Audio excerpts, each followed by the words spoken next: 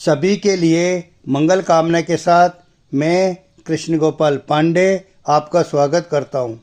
आज हम जानेंगे विक्रम संवत 2083 कब शुरू होगा, इसका नाम क्या होगा तथा राजा, मंत्री आदि 10 पदाधिकारी कौन कौन होंगे।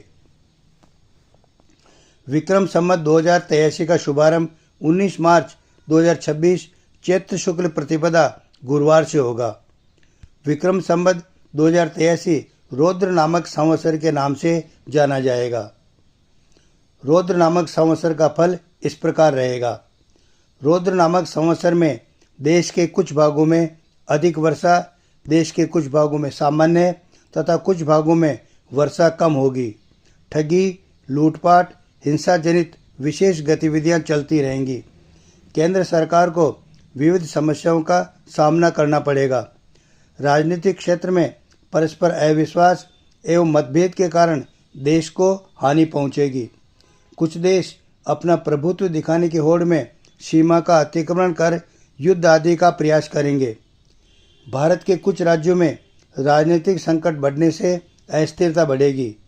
अब हम जानेंगे विक्रम संवत 2083 में 10 अधिकारी और उनका शुभ तथा अशुभ फल क्या रहेगा। राजा, इस वर्ष का राजा देवगुरु बृहस्पति है। परिणाम स्वरूप कृषि उत्पादन, दुग्ध उत्पादन, पशु संरक्षण, बाल विकास, बाल शिक्षा तथा जन स्वास्थ्य पर अधिक ध्यान दिया जाएगा। न्यायपालिका तथा शिक्षा के क्षेत्र में विशेष कार्य होंगे। लोक कल्याणकारी योजनाओं का विस्तार होगा। अल्पसंख्यक और कमजोर वर्ग के विकास पर विशेष ध्यान दिया जाएगा। मंत्री, इस वर्ष का मंत्री मंगल है। इसके परिणाम स्वरूप फल, दूध आदि पदार्थों की उपज कम होगी। अग्निकांड आदि से जनधन की हानि होगी। चोरी आदि की घटनाएं बढ़ेंगी। शासकों में परस्पर वैमनस्य से वातावरण क्षुब्ध रहेगा। रोग एवं विक्षोभ से प्रजा दुखी रहेगी। सस्येश यानी खरीफ की फसलों का स्वामी, इस वर्ष खरीफ की फसलों का स्वामी गुरु है। परिणाम स्वरूप वर्षा अच्छी होगी। खरीफ की फसलों का उत्पादन अच्छा होगा। मूंग आदि के भाव तेज रहेंगे। किसान अच्छा अनुभव करेंगे। धान्येश यानी रबी की फसल का स्वामी, धान्येश बुध है। परिणाम स्वरूप रबी की फसल का उत्पादन अच्छा होगा।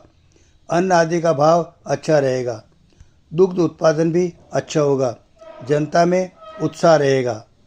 मेघेश यानी वर्षा का स्वामी, इस वर्ष मेघेश चंद्रमा है, अतः वर्षा अच्छी होगी। सिंचाई के सभी साधन अच्छे रहेंगे। परिणाम स्वरूप फसलों का उत्पादन अच्छा होगा। रसेश यानी रस पदार्थों का स्वामी, इस वर्ष रसेश शनि है, इसलिए रस पदार्थ तथा धान्य का उत्पादन बहुत अच्छा नहीं रहेगा। घास, तृण, फल, फूलदार आदि वृक्षों से पैदावार मध्यम होगी। गुड़, शक्कर, घी, तेल आदि पदार्थों के भाव तेज रहेंगे। नीरशेष यानी धातु, वस्त्र आदि का स्वामी, इस वर्ष नीरशेष बृहस्पति है, अतः वस्तु का उत्पादन अधिक होगा। तांबा, चंदन, माणिक्य, मोती आदि रत्नों के मूल्य में वृद्धि होगी। इन वस्तुओं की खपत बढ़ेगी। मशीनरी के सामान में तेजी रहेगी। फलेश यानी संपूर्ण फलों का स्वामी, इस वर्ष फलेश चंद्रमा है, इसलिए सभी प्रकार के फलों का उत्पादन अच्छा होगा। वृक्षों और लताओं पर ज़्यादा मात्रा में फल लगेंगे। कृषि की उपज औसत रहेगी। धनेश यानी धन का स्वामी, इस वर्ष धनेश गुरु है, अतः व्यापारियों के लिए अनुकूल वातावरण बनेगा। फल फूल अधिक मात्रा में उपलब्ध होंगे। जनता का आर्थिक स्तर बढ़ेगा। देश की आर्थिक स्थिति सुधरेगी। विदेशों से व्यापारिक समझौते होंगे। यातायात के साधनों का विस्तार होगा। दुर्गेश अर्थात रक्षा तथा सेना का स्वामी, इस वर्ष दुर्गेश चंद्रमा है, इसलिए रक्षा और सुरक्षा व्यवस्था ठीक रहेगी। रक्षा के लिए उपयोगी सामग्री का उत्पादन होगा। कुछ देशों से और विशेष रूप से पड़ोसी देशों से विवाद बढ़ सकता है। अब हम जानेंगे अन्य विचारणीय बिंदुओं के बारे में। रोहिणी का निवास, इस वर्ष रोहिणी का निवास समुद्र के तट पर है, इसलिए तटवर्ती क्षेत्रों में समुद्री तूफान या कहीं कहीं प्रलयकारी दृश्य उपस्थित होंगे। भारत के पश्चिम और दक्षिणी भागों में ज़्यादा वर्षा और कहीं कहीं पर बाढ़ की स्थिति भी बन सकती है। समय का निवास।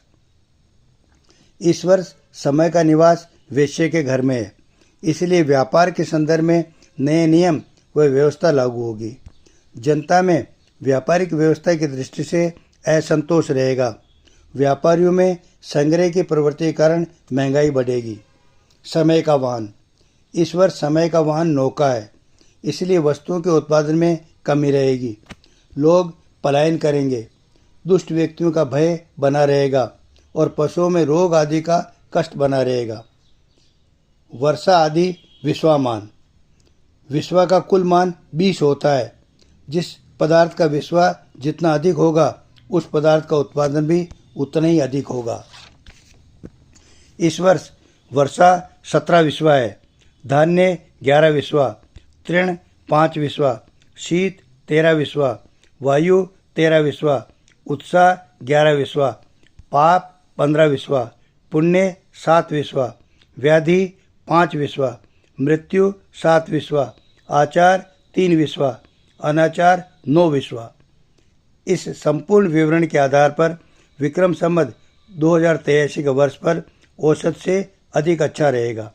यदि आप ये सब पढ़ना चाहें तो डिस्क्रिप्शन में पढ़ सकते हैं।